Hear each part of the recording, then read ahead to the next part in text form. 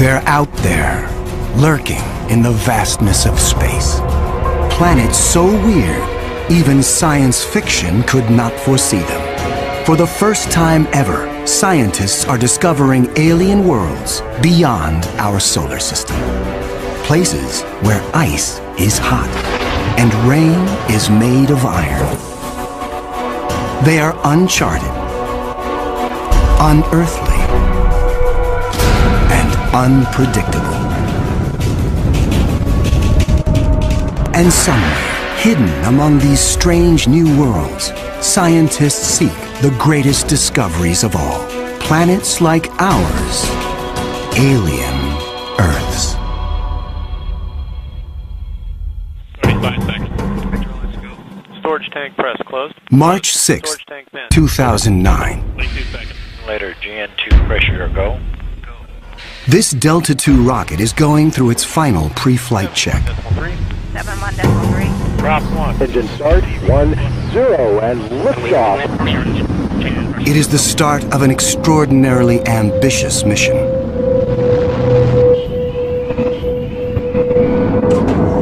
The Kepler Space Observatory is hunting for planets like Earth within a region of 100,000 stars.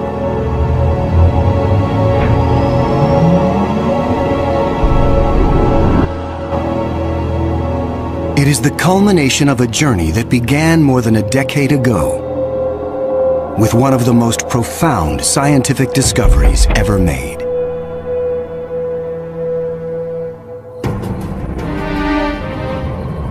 In 1995. Swiss astronomer Michel Mayor and his team make a routine observation of stars in the constellation Pegasus, located 50 light-years away. But the instruments show something strange. One star is violently lurching and wobbling. What we discovered, it's one of these stars have a velocity changing with time. What is powerful enough to disturb a star the size of our sun? Mayor offers a radical answer: a planet. But no one has ever seen a planet around another sun-like star. Problem in detecting planets around other stars is that as a planet orbits a nearby star, that planet gets lost because of its feeble light in the glare of the very bright star. In spite of the odds, Mayor relies on his data and is convinced the wobbles are caused by the gravitational pull of an orbiting planet.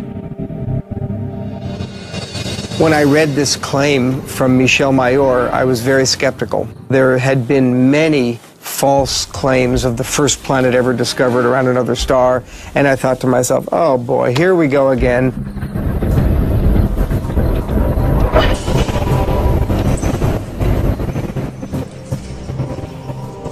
So I decided to observe the star on 4 consecutive nights. And stunningly, the star was shown to wobble exactly as Michel Mayor had said. Michel Mayor and his teammate Didier Queloz announce their discovery. It rocks the scientific community. They had found for the first time reproducible, confirmable evidence of the existence of a planet around a sun-like star.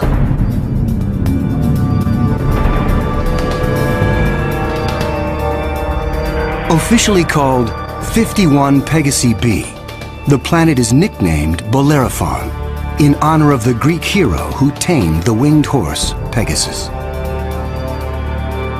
It is a planet that breaks all the rules. Bellerophon roasts in the blazing starlight at temperatures of roughly 1800 degrees Fahrenheit.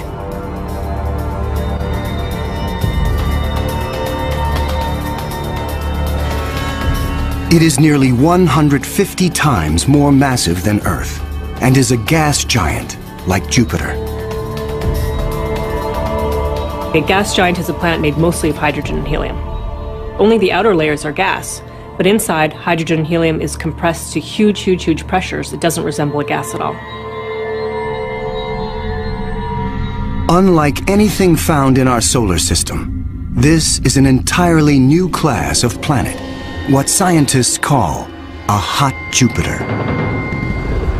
If you go to Hawaii and see the lava flow there, that's how hot a hot Jupiter is. It's very, very hot.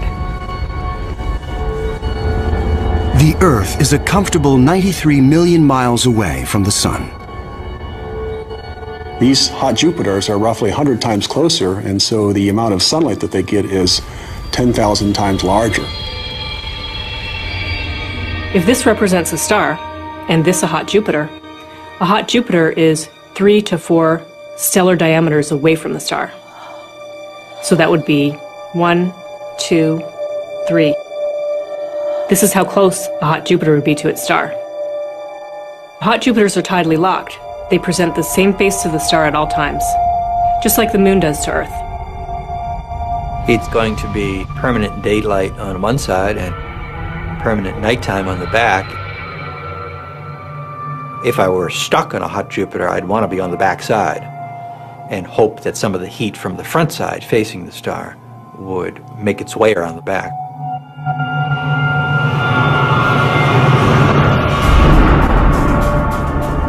The variations in temperature make Bellerophon's atmosphere extremely windy. The wind howls at thousands of miles per hour, far beyond anything we could ever withstand.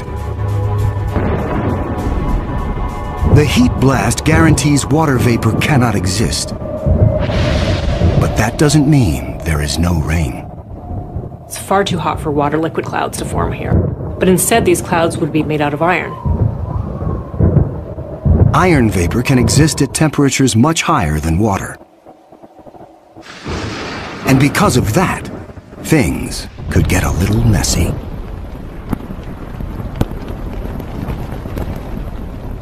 You better have an umbrella that's pretty sturdy, because the iron is going to start coating your umbrella very rapidly and making it extremely heavy and just crush that umbrella.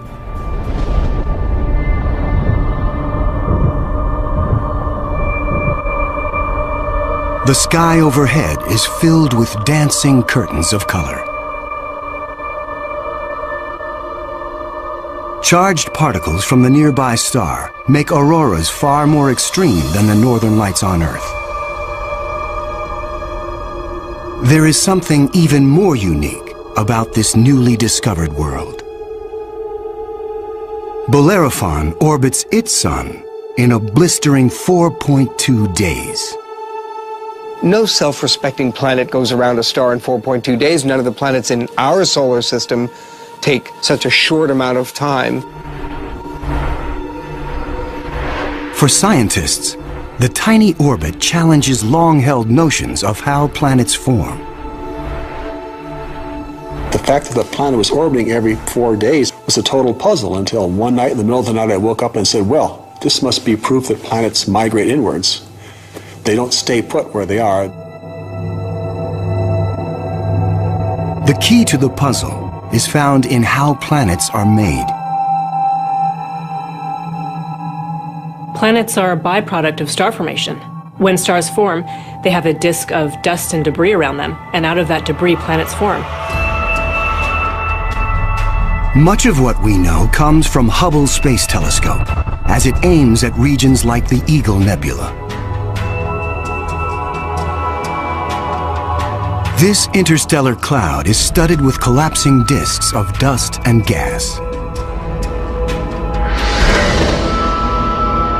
A giant clump grows in the center of each disk. Temperatures reach a searing 18 million degrees. The same nuclear fusion that powers our sun is unleashed.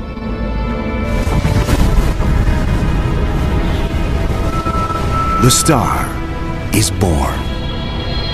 Radiation from the star generates a stellar wind that sweeps away leftover dust and debris. Some of the dust survives and remains in orbit around the newborn star. Over millions of years, the dust sticks together, forming knots that grow into asteroids, and the asteroids grow into planets.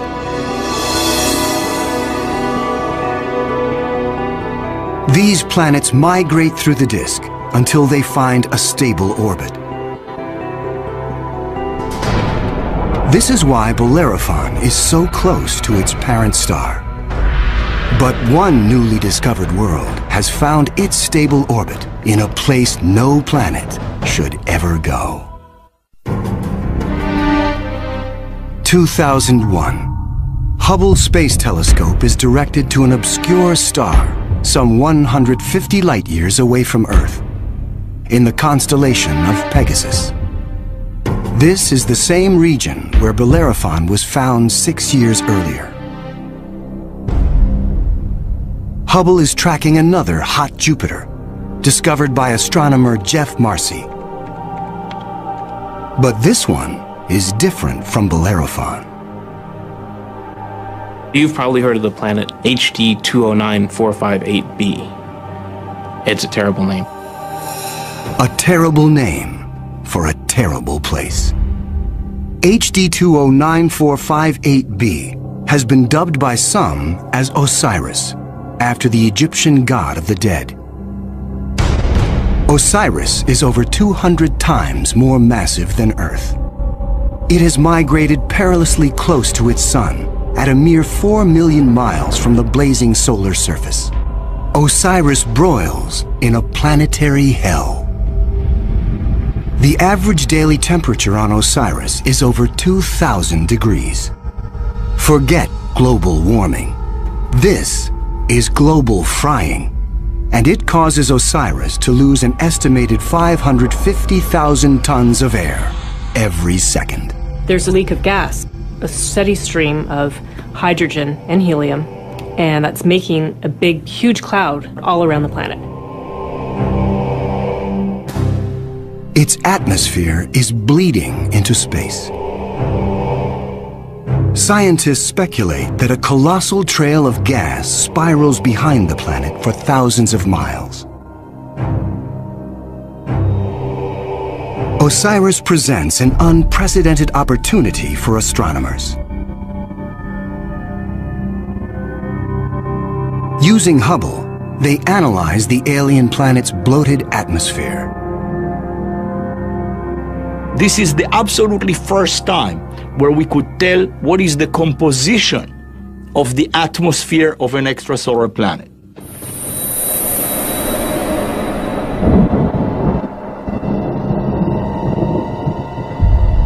Surprisingly, Hubble detects many of the basic chemicals needed for life. Sodium, carbon, hydrogen, and oxygen. But Osiris is far too hot for life as we know it. There may be other forms of life, however, that thrive on higher temperatures. But there's no solid surface as we know it on a hot Jupiter. So this life would have to be just tiny little microbes floating around on aerosols. And on our own Earth, we have life that floats around in our atmosphere. But that life didn't start there. So life almost certainly would not exist on hot Jupiters. Astronomers have discovered many hot Jupiters since Bellerophon was found in 1995. But conditions on these worlds rule them out as places where the drama of life can unfold.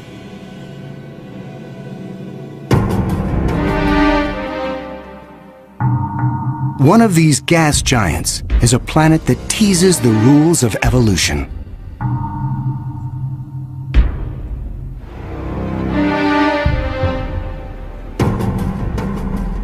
Astronomer Jeff Marcy discovers something shocking about a planet orbiting a star called 16 Cygnus b, located some 70 light-years away in the constellation of Cygnus, the Swan. The planet was clearly in an elongated orbit, bringing the planet close to and then far from the host star. And this, of course, defied our expectations based on our own solar system, where all of the planets go around our sun in nearly circular orbits like phonograph grooves in a record. Like a giant yo-yo in space, the gas giant swings back and forth across its solar system. That is like the Earth swooping 25 million miles closer to the Sun, then slinging past Mars, all the way out towards Jupiter every year.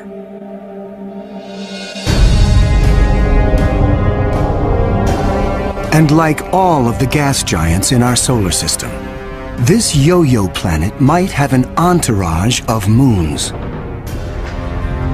Marcy speculates that one of these moons could be similar to Earth.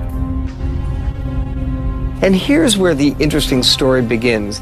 Imagine a rocky moon with lakes, oceans, maybe streams and waterfalls on the surface. The moon orbiting its planet, the two of them orbiting the host star. Unlike the airless moon that circles the Earth, this moon is a world with extreme seasons. On Earth, the seasons are caused by the tilt of our planet. Here, they are caused by the elongated orbit. These poor planets that are in these elongated elliptical orbits suffer terrible changes in their climate throughout a year. As they make their closest approach, the yo-yo planet and its moon are blowtorched by the star. Summer begins. The atmosphere on the Earth-like moon is savaged with raging storms. Category 5 hurricanes on Earth are tiny eddies compared to the monster vortexes that form here.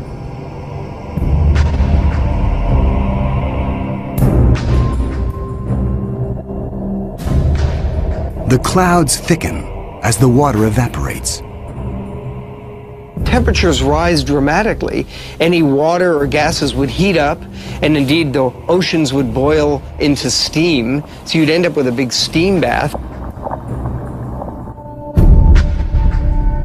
During the peak of the summer, the entire moon is smothered in 800-degree temperatures.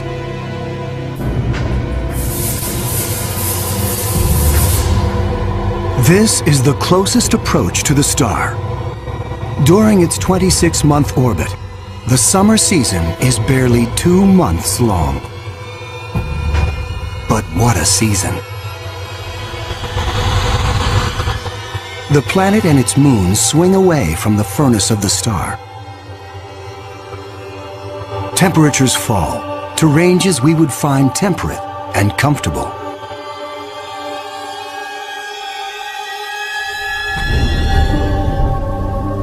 With the coming of fall, the rains return to the parched and roasted moon. Dry ocean basins are replenished, and the seas rise to form new shorelines. Tranquility prevails as the yo-yo planet and its moon slip into the deep freeze of winter. Now, over 200 million miles from the star, the daytime sky is dark. Temperatures hover around 260 degrees below. Winters are long, lasting 17 months. With the coming of spring, the sun looms large in the skies over this hapless moon as the ice cracks and melts violently. Huge icebergs calve into a stormy and fast-rising ocean.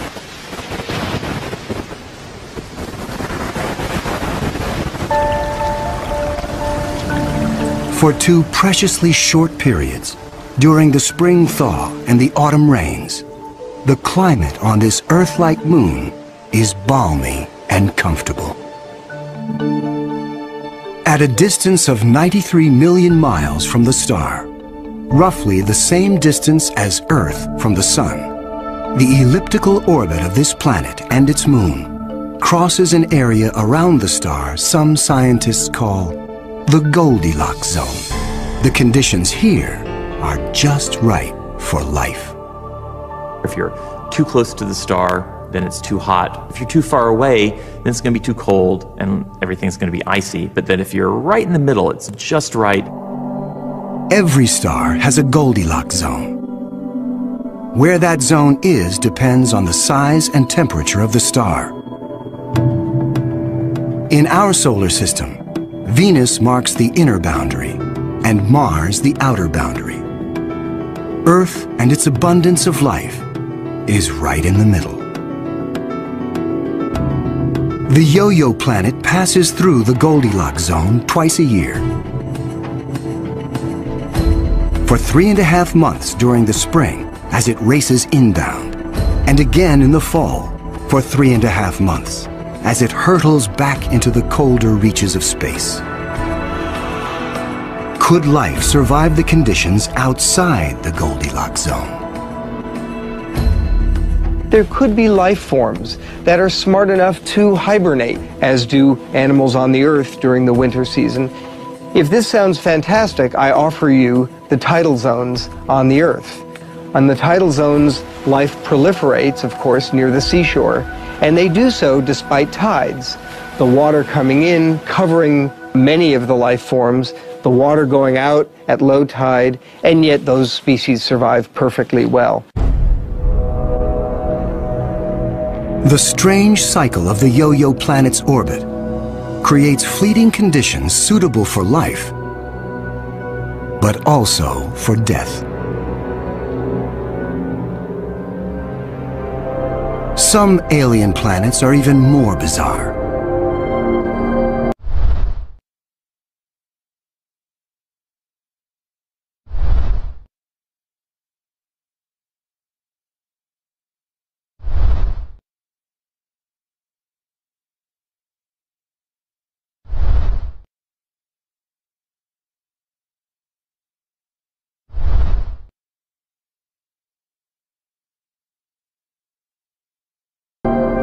Imagine a world that has no star to orbit.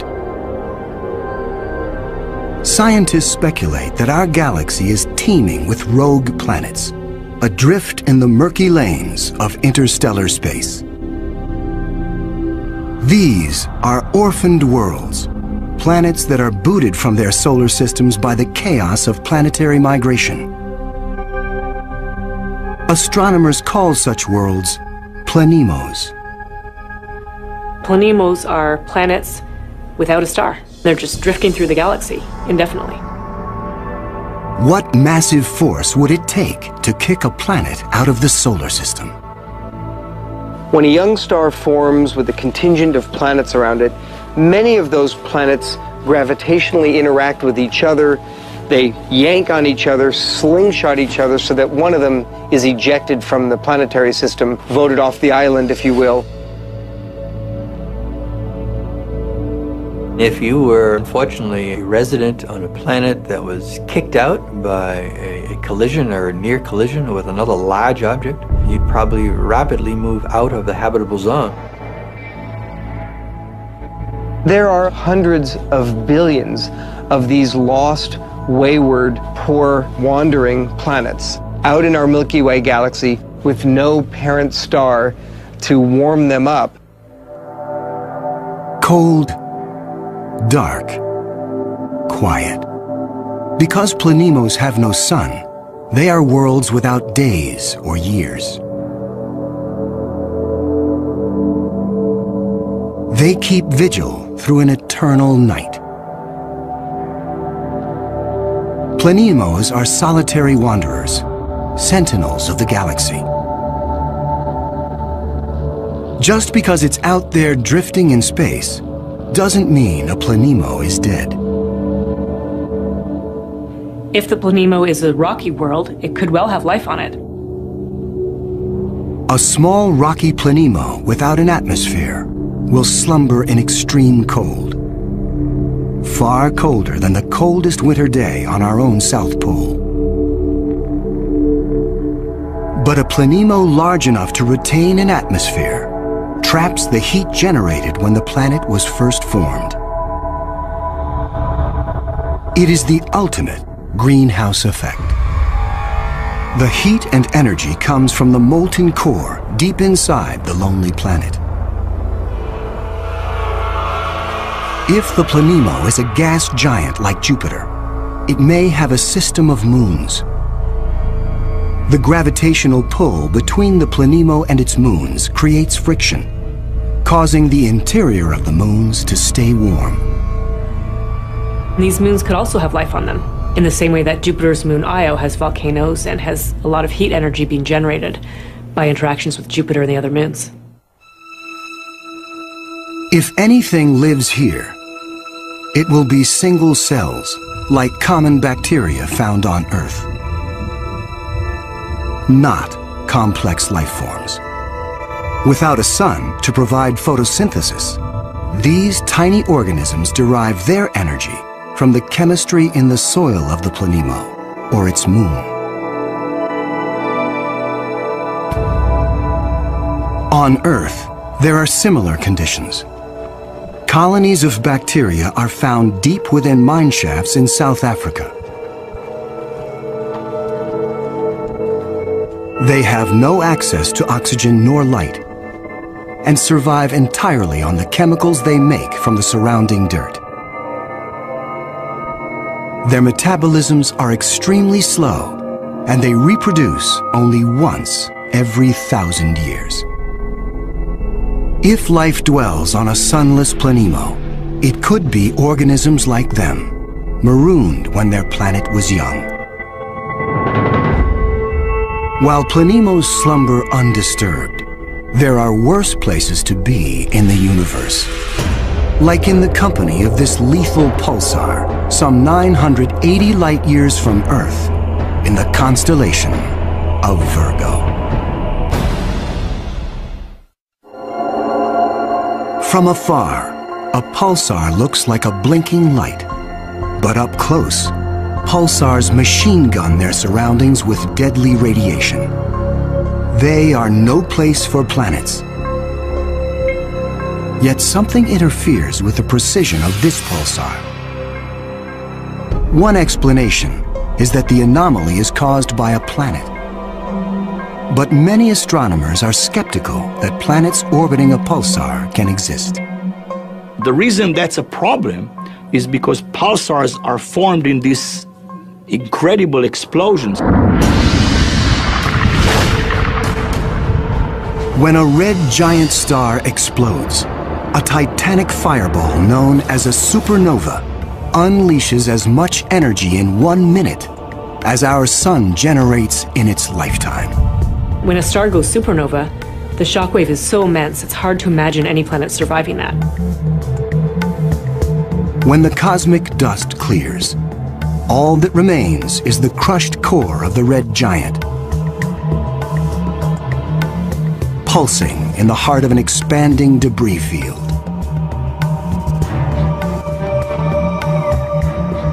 Matter blasted from the colossal explosion falls back to the pulsar and forms a disk. Within this chaos, a new world arises, born of fire and destruction, a planetary zombie raised from the carcass of the former red giant star. It's amazing that planets could form in that environment. A planet orbiting a pulsar will give you the feeling of being in a disco bar with a very strong strobe light, which is the pulsar. Radiation from this stellar beast breaks down the organic molecules needed for life. The pulsar has these very strong magnetic fields that are being spun around as the star is rotating quickly, and it's picking up any material, electrons, protons, and speeding them up and slinging them out at high speed. So it's like a solar wind with a vengeance. I can't imagine that there would be much of an opportunity for even simple life, microbial life, to emerge and to flourish on a planet around a pulsar. Largely because if you were in the pulse, you'd be severely energized, and if you were not in the pulse, you would be completely devoid of energy. The discovery of pulsar planets shows how new worlds can form in the wake of a star's destruction. No matter where a planet arises, the process of its birth is fraught with danger. Sometimes, the violence is so great, the end of the world comes before the beginning. 2007. Astronomers using the giant Gemini North telescope make a strange discovery in the Pleiades cluster some 400 light-years from Earth. A star known only by its catalog number, HD 23514, is surrounded by a giant donut-shaped cloud of dust and gas. The star in the middle of the donut shape is about 100 million years old. A cosmic toddler in astronomical terms. Our Sun is 45 times older. The conditions are perfect for planets to form. But spectral analysis finds something strange. The dust is utterly pulverized. Typically, a newborn star is surrounded by fledgling planets. Planets form around the young star in a protoplanetary disk of gas and dust. And then these planets go on their merry way orbiting the star, not realizing that they're in an orbit that's too close to another planet. Millions of years ago, two primordial planets orbiting HD 23514 are spinning toward doom. As the two worlds close in, tidal forces torque each planet from spheres to egg shapes.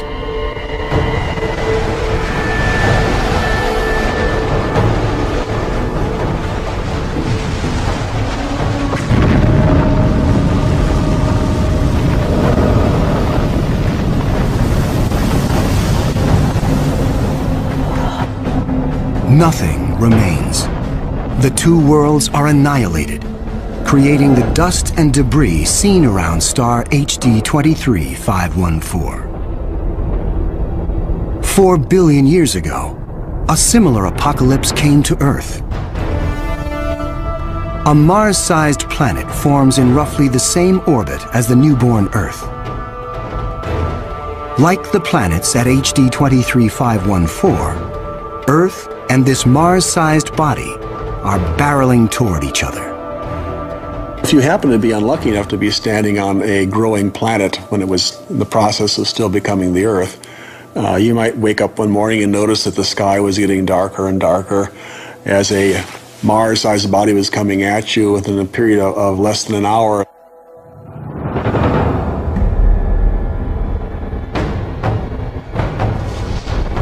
And when it hits, the shock wave is felt all over the planet, scouring the surface of the Earth. The collision obliterates one side of the planet. Molten rock sprays out into space. The entire globe is peppered by meteors and noxious vapor. It would actually make hell look like a Bahamas vacation.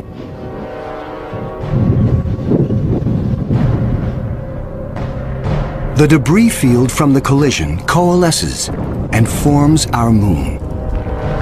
It is a new beginning for our planet. Collisions are part of the birth process for planetary systems. Building up a terrestrial planet is probably all about colliding pieces of rock together. And all across the galaxy, colliding pieces of rock are forming terrestrial worlds that defy the imagination.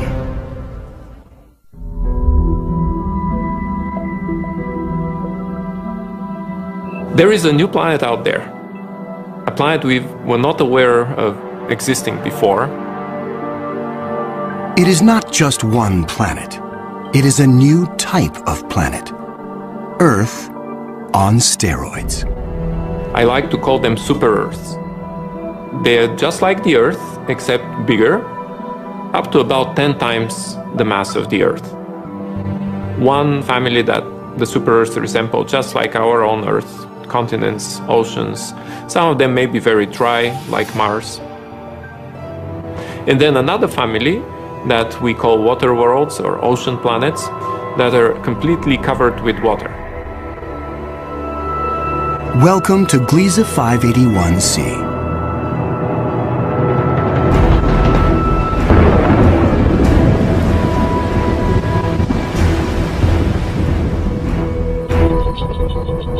This planet was found by Michel Mayor, and it orbits with 2 other planets around a very small star.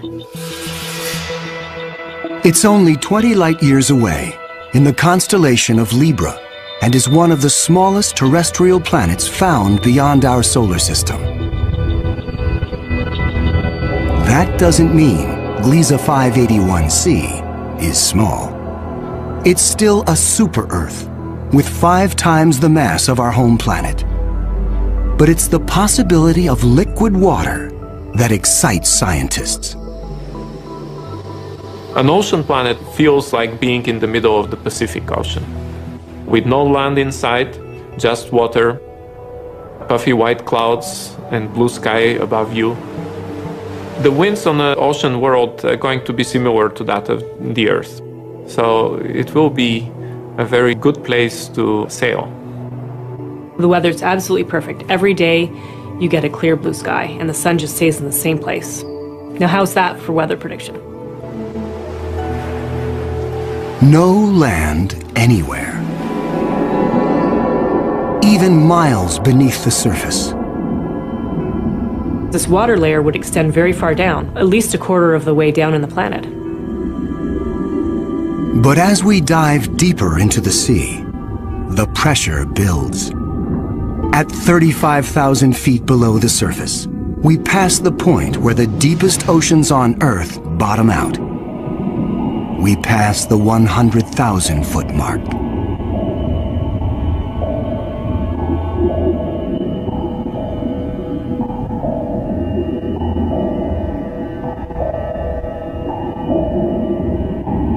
The pressure is so great, water itself begins to take on surprising new forms.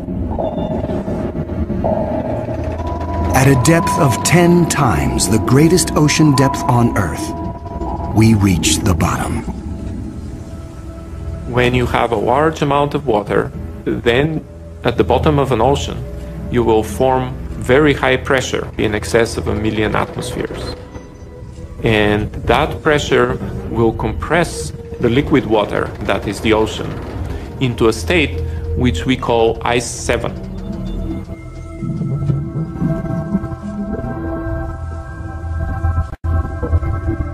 No, it's not like ice in your refrigerator.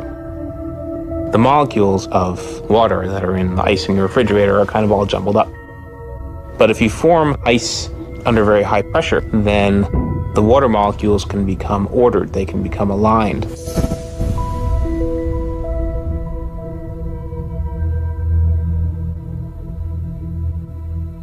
I can show you a crystal that is a very good analog to ice 7.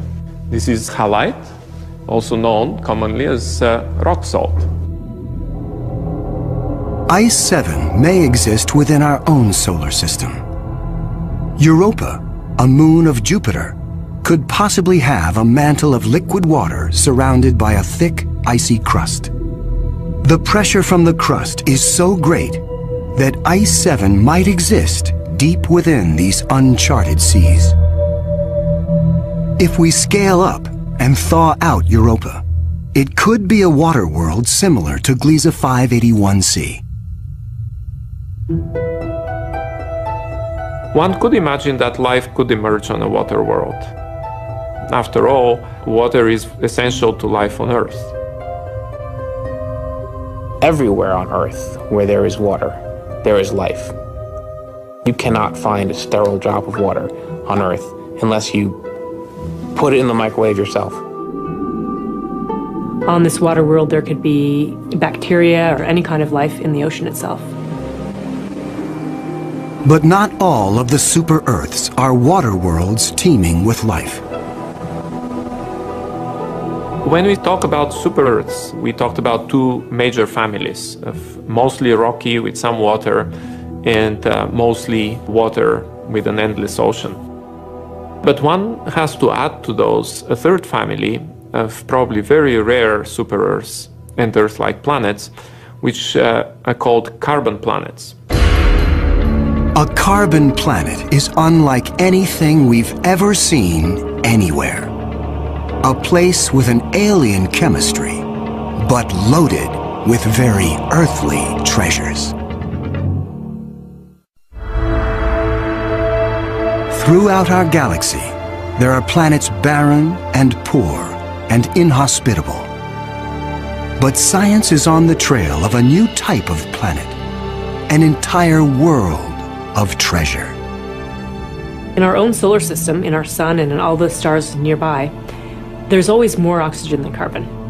But if we think of a place in the universe where there's more carbon than oxygen, then planet formation is very different. Spectral analysis shows carbon to be far more plentiful, 26,000 light-years away near the center of our galaxy. Planets that form here may contain a rich abundance of carbon. The morning sky on a carbon world would be anything but crystal clear and blue. I'm picturing a yellow haze with black clouds of soot. And as you descended farther down in the atmosphere, I could imagine lakes that were made out of compounds like methane or gasoline. I'm picturing these bubbling, foul-smelling pits of black ooze, like an oil well. With little or no water in the atmosphere, the air is made of carbon compounds. Methane, butane, pentane, benzene, all these different kinds of carbon compounds that separate out when you refine gasoline. One day it might be raining benzene. The next day it might be raining butane. Alien as carbon planets might seem, the air quality could be familiar to some. The air in a very benzene-rich planet will resemble that of LA. A lot of smog particles that unfortunately we are quite used to from the exhaust of cars. Despite the pollution, carbon planets could come with a sparkling upside. You might see diamond because the planet may have substantial quantities of pure carbon that it's formed out of. And pure carbon, when you compress it, tends to form into diamond. The secrets of exotic planets like these are waiting to be discovered all across the galaxy. But astronomers won't be satisfied until they find the Holy Grail. A planet like our own, one that sustains life, the next Earth. People always ask me, do I think we're going to find another planet like Earth? And I answer, absolutely. Every star probably has planets roughly the same size as our Earth. We think that essentially every star has several Earth mass or super Earth mass planets. So if you have, say, 200 billion stars in the galaxy, that may mean there are 400 billion Earths in the galaxy or more. 400 billion Earths. The Kepler Space Observatory is the first instrument capable of finding one of these planets. Kepler is looking at the constellation Cygnus in the night sky at 100,000 stars, taking picture after picture after picture, minute after minute. And the goal of Kepler is simple: to look for stars among the 100,000 that dim. When a star dims slightly, it means a planet passes in front, blocking some of the light. How long the star dims and how much light gets blocked will tell scientists about the size of the planet and the distance from its sun. A good analogy for this is looking for the dip in the light that you would see from a searchlight if a small moth flew across the searchlight. And so it's a really tiny dip in the light as the planet transits. It is a very powerful technique because it allows you to discover planets that are even smaller than the size of the Earth around stars similar to the Sun. It is a technique that is changing the course of science. We think we may be able to find a planet that is habitable in the next few years. Scientists estimate the Kepler mission will find a minimum of 50 alien Earths. One of the big questions that anybody looking for life beyond the Earth is facing today is, what if we don't recognize life even though we discover it? Conditions on an alien Earth may cause life to evolve differently. My hope is that we'll see some sign that will make our hairs stand up on the back of our necks. Whatever that sign is, it will be the first chapter on the greatest scientific story ever told.